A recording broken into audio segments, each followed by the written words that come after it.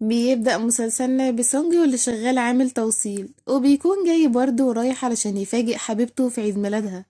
بس بيتصدم لما بيشوفها بتخونه وبيسألها بقلب مكسور ليه عملت كده.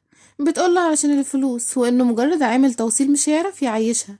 بيبصلها بكره وبيقولها طلع الفلوس عندك اهم من حبنا، خليكي فاكرة كلامك ده كويس. وبيمشي من عندها وهو مقرر ينتقم منها. وبيتصل بوالده وبيقوله انه مستعد يشتغل معاه ويمسك شركات عيلته. وبيعدي كام سنة وبنشوف سونج اللي بقى غني جدا، وده لأن عيلته أصلا كانت غنية لكنه زمان كان حابب يستقل لوحده. بس بسبب اللي عملته جياني فيه رجع لعيلة تشين. وبتيجي جياني علشان تشتغل خدامة، وبتتصدم لما بتشوف سونج قدامها وبتعرف انه صاحب البيت. بتتوتر وبتقوله انها مش هتشتغل، فبيهددها انها كده لازم تدفع الشرط الجزائي اللي في العقد اللي مضته. بتعرف جياني انه نصب لها فخ عشان ينتقم منها وهي وقعت فيه. وبتيجي شيا وحبيبته الجديدة، وبتبقى صاحبة البيت اللي ام جياني كانت شغالة خدامة فيه زمان، واللي بتهين جياني وبتبقى مش طايقاها لانها عارفة انها كانت حبيبة سونج القديمة. وبتشتغل جياني وبتعيط بحزن لما بتشوف سونج مع شياو. هو بيبقى سونج متعمد يضايقها وبيقولها ايه مش ندمانة دلوقتي على خيانتك ليا زمان؟ بتقوله ابدا وعمري ما هندم. بيتضايق من ردها وبيقولها انا هنتقم منك وهخليكي تندمي وهتشوفي. وبيمشي وجياني بتبصله بحزن وبتقول انا مخنتكش بس للاسف مش هقدر اقولك الحقيقة. وعلى العشاء بتفضل شياو تتلكك لجياني علشان تتعبها، وبتقولها ان الاكل وحش وبتقول لسونج بدلع انها عايزه اكل من بره.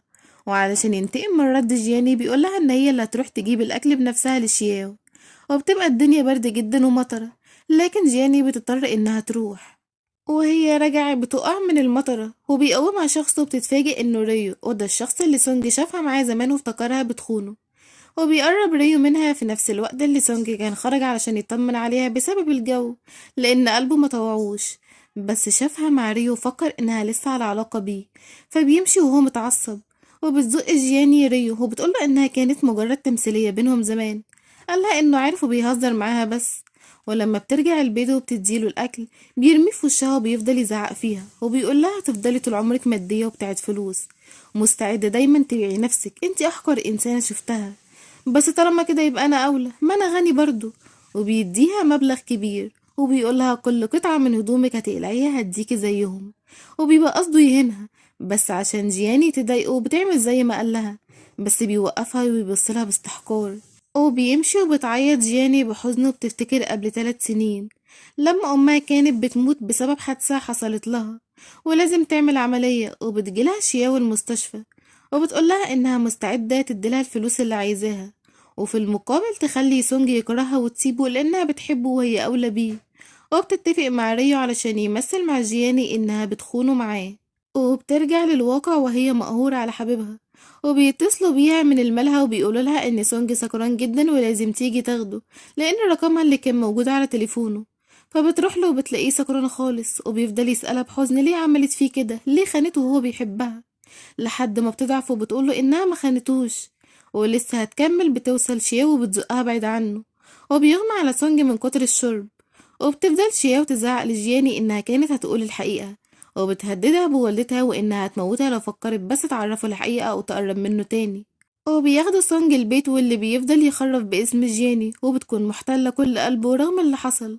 فبتتغش شياو وبتقول انها هتفضل جنبه لحد ما ينساها، وبتمثل انها بتعمل علاقة معاه. وبتحزن جياني وبتكون غيرانة جدا وبتلوم نفسها وبتقول انها تستاهل لانها ضيعت حبيبها منها. وتاني يوم بيجي ورد لجياني وبيقول لها العامل انه من ريو. بتتصدم وكل ده قدام سونج اللي بيكون غيران جدا، وهو بيفتكر ذكرياتهم سوا واول مرة جاب لها ورد فيها. وبياخد الورد منها وبيرميه على الارض، وبيفضل يقول لها انها مش هتبطل وهتفضل تغوي الرجالة، وده مش هيحصل في بيته ابدا.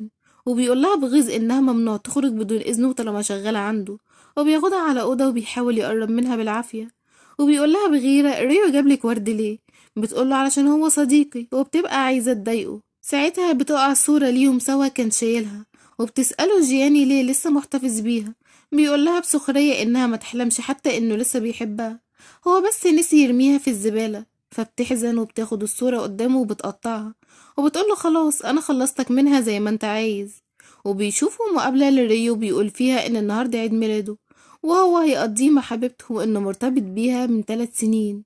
بيتضايق سونج لأن دي نفس الفترة اللي جياني سابته فيها، وبتسألها شياو بخبث لو ريو بيتكلم عليها، وقبل ما تنكر بيجيلها ريو البجح وبيقولها إنه جاي ياخدها عشان تقضي اليوم معاه، وبتوافق بس علشان سونج ما يكشفهاش.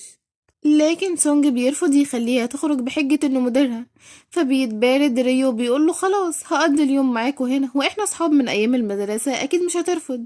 وبيبقى بيغير من سونج من زمان، وطول العشاء بيحاول يقرب من جياني علشان يغيظه، لحد ما سونج بيجيب اخره وبيبعدوا عنها وبيطردوا برا البيت، وبياخدها من ايدها قدامهم. ولما بيكونوا لوحدهم بيقولها ان ريو ما بيحبهاش وانه لعبي وهيأذيها. بتقوله بضعف وانت بتأذيني ارجوك سيبني امشي بقى. بيقول لها بهوس بقى عايزة تسيبيني وتمشي؟ لو اخر يوم في حياتي مش هسيبك، انتي بتاعتي وبس. وبيمشي وبيجيلها تليفون ان والدتها مريضة، فبتقول لهم انها هتتصرف وهتجيب الفلوس. وبتبقى شيا واقفة وسمعاها وبتستغل الموقف، ولما بتطلب منها جياني مرتبها بتقولها بكذب ان سونج خصم كل مرتبها وملهاش مرتب الشهر ده. فبتنهار جياني وبتقولها انها محتاجة الفلوس ضروري علشان والدتها. بتقولها بخبث هديك الفلوس اللي محتاجاها بس تعملي اللي هقولك عليه. وبتاخدها عند مالها ليلي. بتقولها جيني مستحيل ابقى عاهرة. بتقولها لا طبعا انتي بس هتشربي مع شخص شوية والموضوع يخلص وتاخدي فلوسك.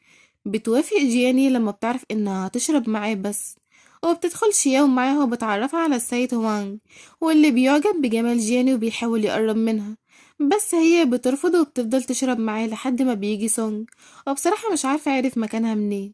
وبيبصلها بقرف وبيقولها مستعدة تعملي أي حاجة عشان الفلوس. بتخاف شياو يكشفها، فبتقوله إنها عرضت على جياني تخرج معاها، بس هي رفضت وموافقتش غير لما عرفت إن فيها فلوس. بتفتكر جياني إن هو السبب لأنه خصم مرتبها، طبعا زي ما شياو الكذابة فهمتها. فبتقوله بتحدي أيوة هعمل أي حاجة عشان الفلوس، ليك حاجة عندي؟ قالها تمام وأنا هعرفك إزاي تجيبي فلوس كويس. وبيخليها تلبس فستان سهرة، وبيجيبها قدام هوانج وبيقوله اتفضل شوف هتديها كام. بينبهر هوانج بجمالها وبيخليها تشرب كتير مقابل الفلوس، وبيبقى حاطط لها مخدر في المشروب من غير ما تعرف هي ولا سونج. وبعدها بتقول لهم شياو إنهم يحلوا السهرة ويلعبوا لعبة حقيقة ولا جراءة، وبتختار جياني حقيقة. فبتسألها شياو بخبث قضت أول ليلة ليها مع مين. بتسكت جياني وبيبصلها سونج وهو مستني ردها، وده لأنها زمان رغم حبهم بس كانت بترفض تعمل معاه علاقة قبل الجواز، لحد ما بيجي ريو بيقولهم إنها كانت معاه أكيد، وبيحط إيده عليها وبيبص لسونج بتحدي. وبيفضلوا يلعبوا لحد ما بيجي الدور تاني على جياني، فبتختار جراءة علشان تهرب من أسئلة شياو. وساعتها بيبوسها ريو وبيتجنن سونج وبيفضل يضربه وبيبعد عنها. وبيجي ريو علشان ياخدها ويمشي بس سونج بيمسكها من ايديها وبيرفض يسيبها لحد. فبيتكلم هوانج وبيقول لهم انه هيدفع نص مليون جنيه وتقضي ليلة معاه. وعشان جياني تستفز سونج بتوافق وبتقوله ما ده شغلي بقى مش انا بتاعت فلوس. وبيرفض ريو اللي بيسأل وبيقوله انها حبيبته، وبيفضلوا يعلوا على بعض في السعر لحد ما بيقول لهم سونج انه هيدفع 20 مليون، وده عشان ما يخليهاش تروح مع حد. فبتقوله جياني طلبك مرفوض، حتى لو هتدفع مال الدنيا مش هروح معاك. وبتسيبه وبتمشي مع ريو، بس مجرد ما بتخرج مع ريو بتحس بدوخة بسبب المخدر. وبتقول لريو إنها كانت بتمثل قدام سونج بس، ولكن عمرها ما هتروح معاه. وبيشوف ريو سونج جاي فبيقرب منها علشان يغيظه، فبيبعدوا سونج عنها وبيشيلها وبيروحها مع البيت. وبتدخل جياني معاه في علاقة وبتكون مبسوطة وموافقة لأنها مع حبيبها. وبيتبسط سونج وتاني يوم لما بتصحى بتكون فرحانة، بس بتفتكر والدتها وتهديد شياو ليها. فبتقول لسونج انها عملت معاه كده لانها كانت متخدرة. قالها بحب بس ده ما كانش كلامك امبارح.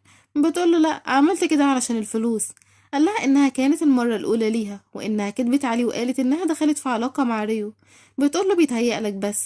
فبيكون متعصب جدا منها.